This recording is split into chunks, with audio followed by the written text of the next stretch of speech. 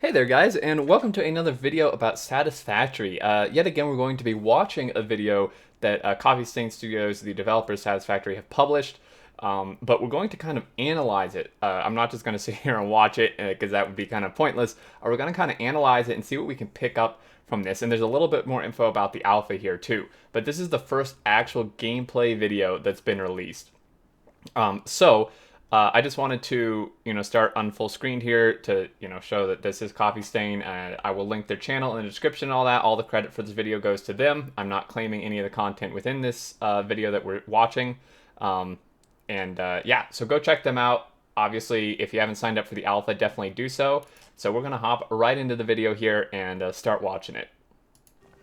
Alright, so going to get into a demonstration today about conveyor belts, and in order to do that I'm going to be demonstrating a bunch of other stuff as well, so that should be pretty cool. But before we get into the Fortnite Let's Play, just a few things. Some news about the alpha. It's been going really well. The game's still quite stable, and we're managing all the new people, even though it was 500 that we added.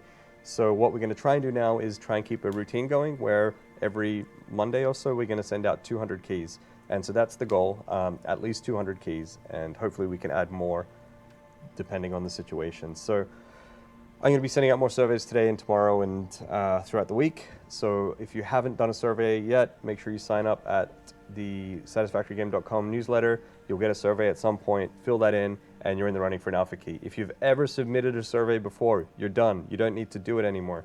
You're still in the running for alpha keys every single time, okay? So Guys, that's quite a bit. 200 alpha keys every single Monday is a lot. So if you've already done a survey or you get one at some point and sign up, I would say that longer time goes on, the more likely it is for you to get in. So definitely keep checking your email and stuff every Monday to see if you get in. The first thing I notice here, obviously the general atmosphere of this and the planet looks amazing, and we can see these different buildings here. And I really love the scale of these. It looks like this is a miner. You can see the drill bit down here, like conveyor belt going down. Like this actually looks like, a huge piece of machinery meant for mining ores and stuff. I really like the scale they've done here.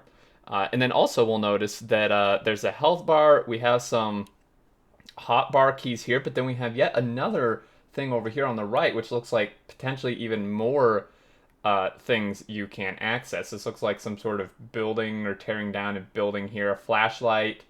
I'm not sure what this is. Radar maybe, or scanning, or I mean it's like a Wi-Fi thing, but obviously that wouldn't make sense. Some messages, and then this looks maybe like inventory. It's like a box. So definitely pretty awesome here. We can see these things. So we're going to get back let's into get it. on with it.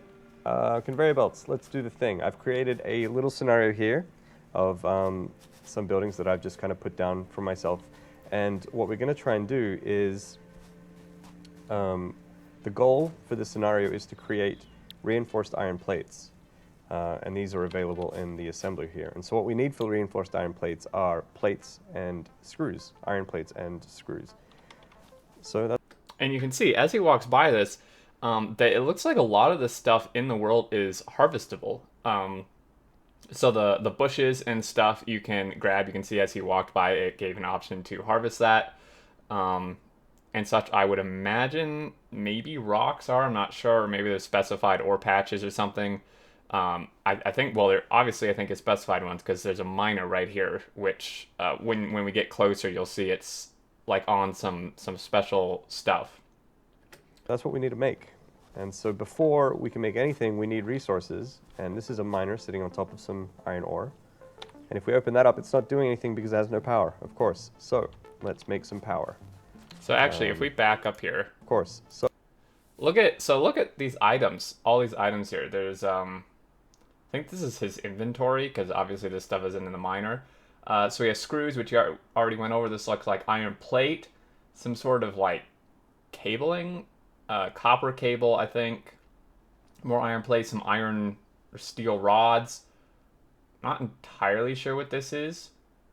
It looks like some sort of sand or stone slabs or something. And then we have stone, a chainsaw, which is awesome. Some sort of, I don't know if this is a weapon or a drill. I don't know what this is. This is really interesting. I can't tell. I mean, my first thought is like drill bits, which I suppose is possible. And then this looks like some sort of other miner or something. So we can get a decent idea of stuff that's in the game just by looking at this. And you can see here that this shows how much it's going to do per minute and the power consumption and such. And there's a standby option, which is interesting. I'm not sure how that's going to work. If it like won't consume power if you put it in standby, or it will just pause production or something. So let's make some power. But so let's watch him make some power. So grab a biomass burner. He just opened. Put that out here. He just opened a menu, and presumably with one of these, you can see there's hub. I mean, there's info here. You can read it. This is where you complete milestones to unlock additional blueprints of buildings, vehicles, parts, equipments, etc. This is the cost of it. Production, logistics, power, organization.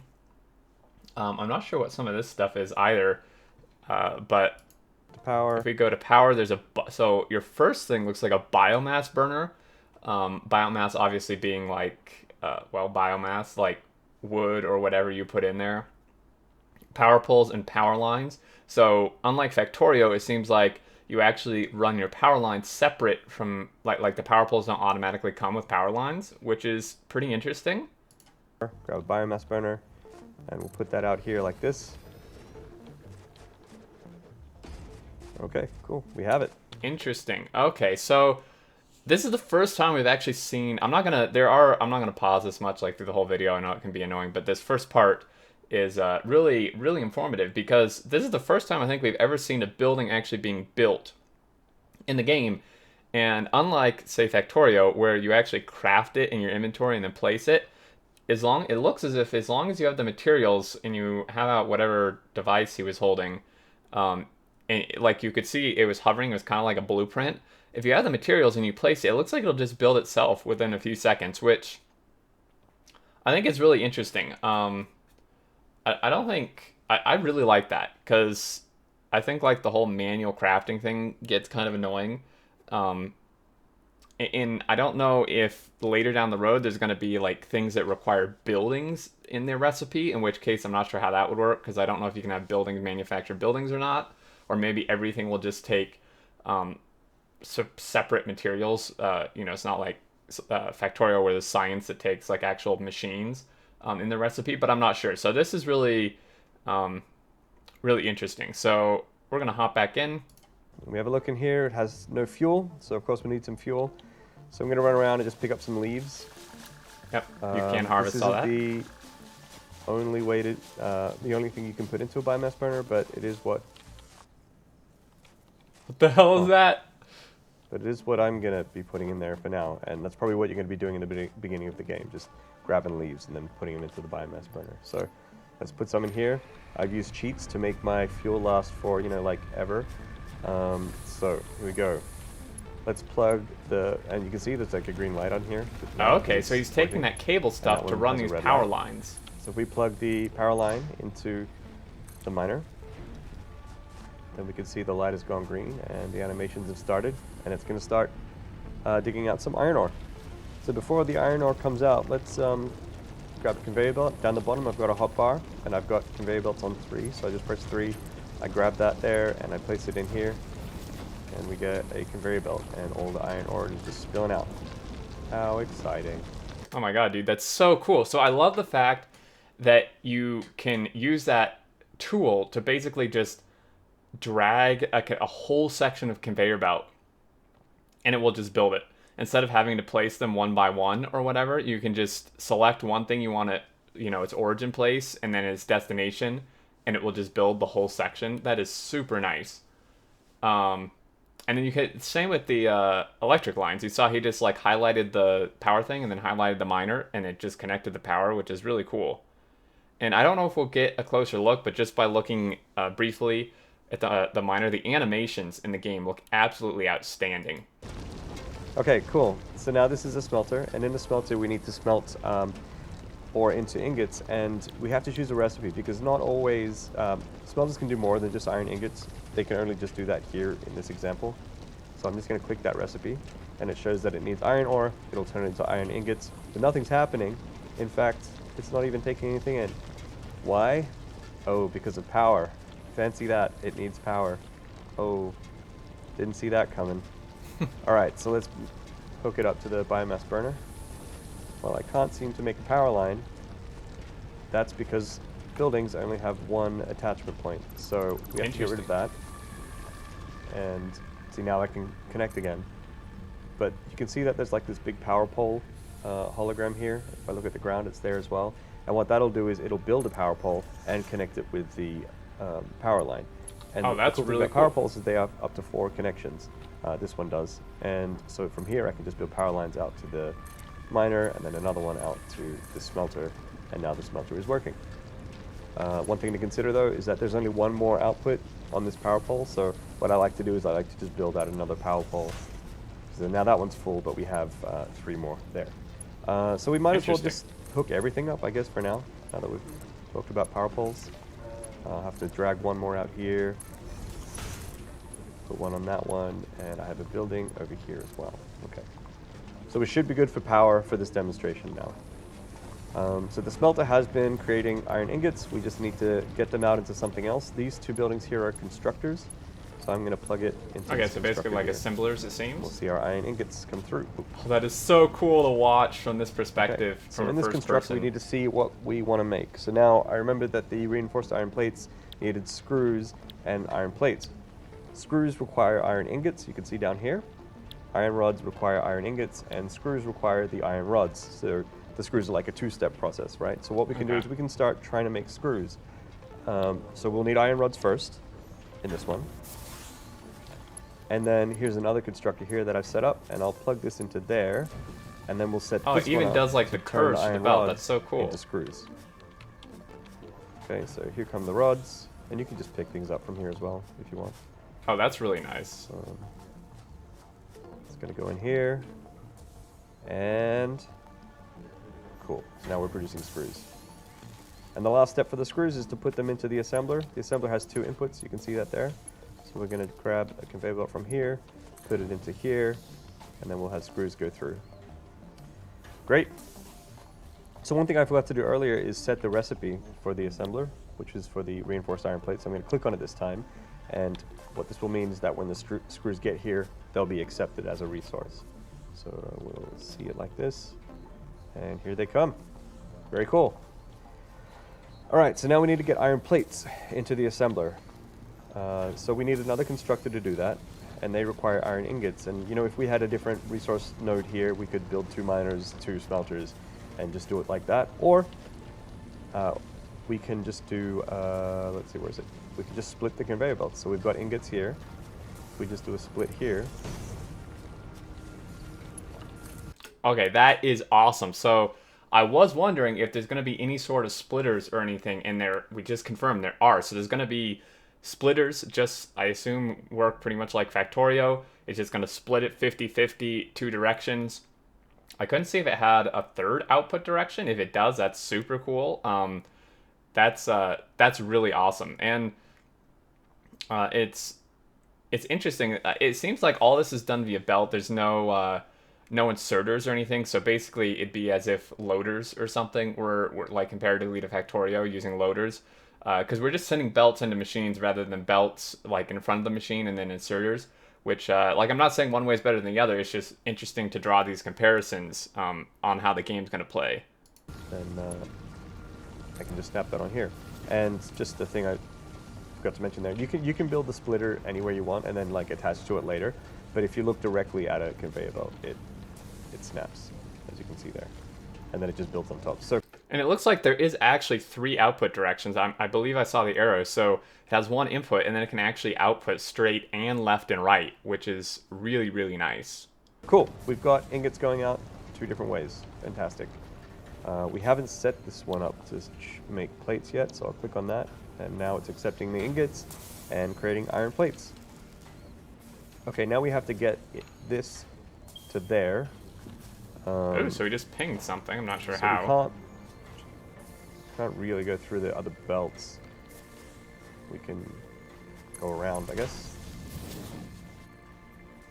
Wow, look how it's And so. you'll also notice that conveyor belts cost actually just iron plates, but you'll see iron rods and cement in the middle of the screen there. So that's what that other thing is. And the reason for that is this little pole thingy that you can see.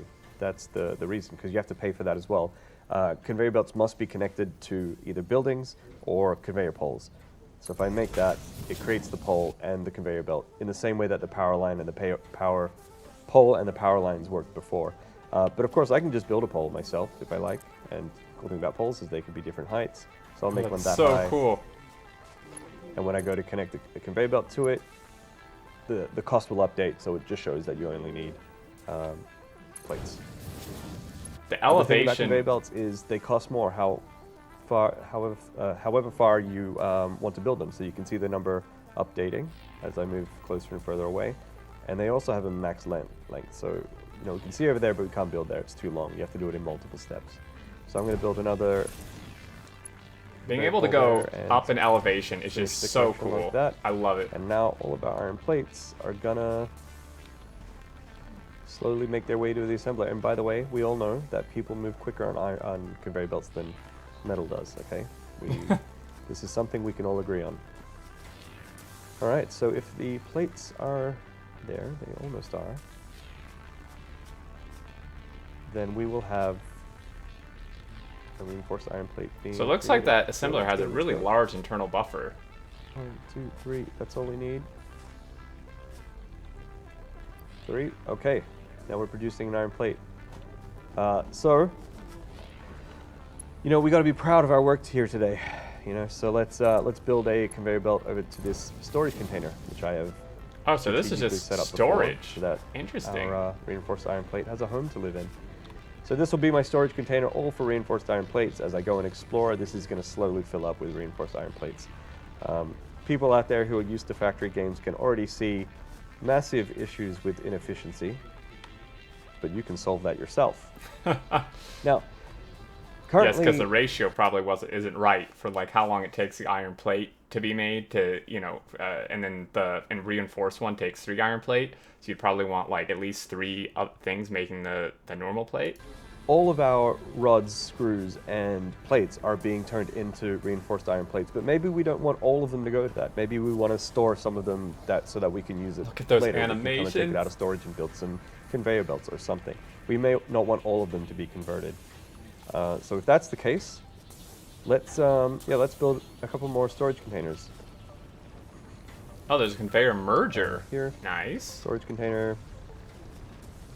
And one thing to note here is you can see that there's one input and one output, and the orange one with the arrows pointing in, that's obviously the input, and then the aqua turquoise one pointing out is the output. So I'm going to build a storage container here. I'm going to build one. Is there room here?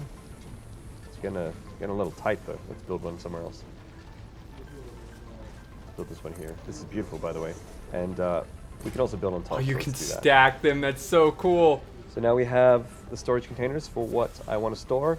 Let's try and get them over there. So something else that I want to demonstrate are these conveyor pole multi-level conveyor poles, basically. Oh my god. So what I'm going to do, I want to demonstrate these. So what I'm going to do is I'm going to set this to number 5 on my hotbar, and then I'm going to create some splitters. So I'm going to split the iron rods, and I'm going to split the plates, and I'm going to build a multi-conveyor pole thing here, and then I guess I'll do one here, and I'll do one here. Hopefully you can see what I'm planning. Oh, this is so Put the cool. last one, I don't know, like here maybe? Okay. And now I can start, we can split that into here. We can split this one into here. So you can see you can just have So now we levels got this upon cool levels, things little system crossing going all on. over the place. Okay. And in fact, I think I'm foreseeing a problem here, because I also need to split. I also need to split here, but not just that. This is going to be kind of tricky for this conveyor belt to get through. I guess it does work there, but one thing that might even be safer is if I were to dismantle these, and I get the plates that were on them, the rods. Instead of keeping on the same level, I might take the bottom level, put it to the middle, take the middle level, put it to the top, and now it's much safer in terms of clearance of getting over this conveyor belt, so there's no issue there. And yeah, they clear that quite easily. And then I can grab and that one would go on the bottom. Dude, that's so cool. And now we have our 3 resources. And yeah. So then what we could probably do, just for demonstration purposes, I'm just going to do another thing here. So you can see you can set up all 3 of your layers. And then I'm going to just send the screws into here, I guess. And I'm going to send my, I think they were plates, down here. And my rods can go up here. And so now I have my 3 resources, and there's ladders on here, so I'm going to climb up here. Oh, you can even climb on top of the buildings? I have my 3 different resources coming into their respective storage containers. Now, one thing I haven't demonstrated is our conveyor belt merges, which, and I'll do that now. For example, these storage containers, it's not as if they can only hold one type of thing, so maybe we want to just store all 3 in one storage container. Personally, I wouldn't do that, but for demonstration purposes, we can do that. Okay, so now if I make a conveyor merger, and I hope I give it enough space for this, we're gonna find out. If I do that there, we take this to come around like that. This one can come down here. Okay, so then this is pretty much just gonna give like a spaghetti belt, I imagine, so where there's just all 3 resources running out of one. space. So all of these are being fed into the merger. If I grab that, stick it in here, then all of those resources should come through. So we've got screws, we've got plates, screws, plates, rods, screws, rods. So they're all coming out and they're all going into this storage container.